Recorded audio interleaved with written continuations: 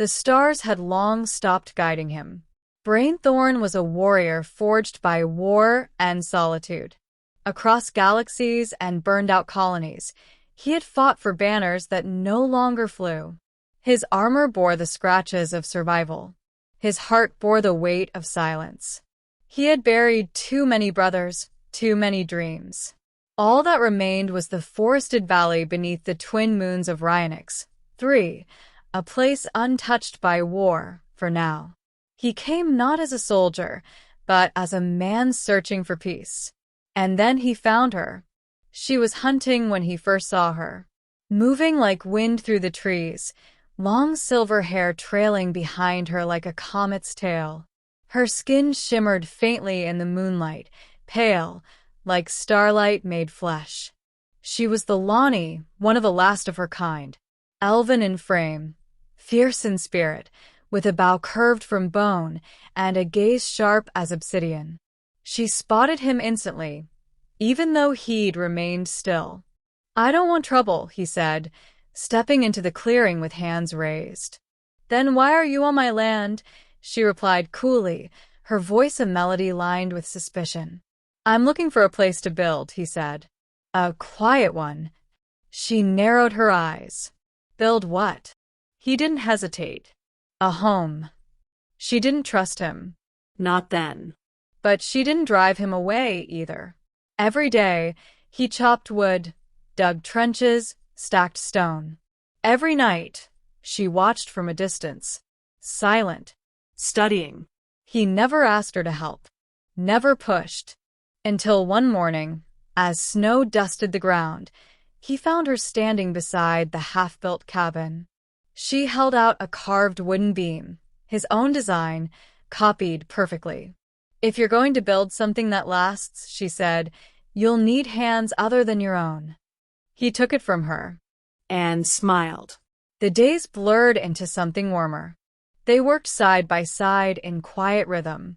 He hunted while she set traps. She carved while he built. They didn't speak often, but when they did, it meant something. He learned her name, Elyari.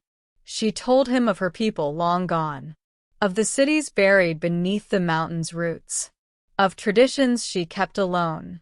He told her of Earth, long lost to him, of battles that had taken everything, of how he was tired, not of life, but of living without purpose.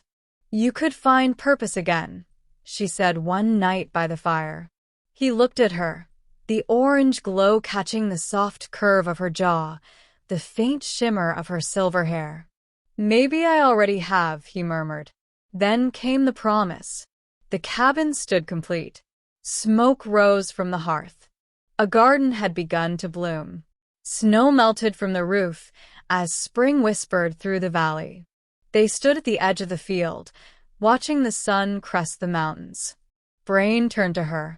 "This place that's yours, too." She blinked. "You built it." "I built it for us," he said. "You gave me reason. So now I make you a promise." He stepped closer, hand to her cheek. "I'll build you a home," he said softly. "And you'll give me a family." Her breath caught. "You want that?" she whispered. "With you," he said. She touched his hand, her fingers trembling. "Then I accept."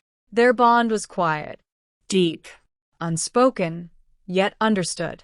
He carved her a ring from ironwood, binding it with silver vine. She braided his hair in the Lonnie tradition. They danced without music, slept in the warmth of shared silence. She was still wild, still wary of the outside world. But with him, she was soft. And for the first time in years, Braen laughed. Not because he had to, but because he could. But peace never lasts forever. A scout ship descended one summer morning, its engines loud, its colors marked with the insignia of the Union militia. Braen's old war. He saw it before she did, stepping out onto the porch with a hand already on his blade. Two soldiers approached, clad in tactical armor, scanning devices buzzing. "Name?" one asked curtly. "Braen Thorne." "Thorne." The second soldier checked a datapad. You were presumed dead at the siege of Baltrax. Not dead, just done. We need your help. There's unrest rising again. We're assembling the veterans. Braen glanced back at the cabin, where Elyari stood in the doorway, one hand over her belly. No, he said. You'd abandon your oath? He stepped closer. I made a new one. To her. And it matters more. The soldiers looked past him to the pale-skinned woman with pointed ears and frowned. She's not. She's mine, Braen growled. And this is our land. You will leave now. They hesitated, then left. And Braen never looked back. That night, she sat beside him in the garden. They'll return, she said. Let them. I've fought for kings and flags. I'll fight harder for you. Her hand slipped into his. I have something to tell you, she whispered. He turned. I carry your child. Time froze. Then Braen, battle-hardened, blood-worn, broke into a trembling smile. I'm going to be a father. She nodded, tears catching on her lashes. And I'm going to be your family. Years passed. The cabin grew.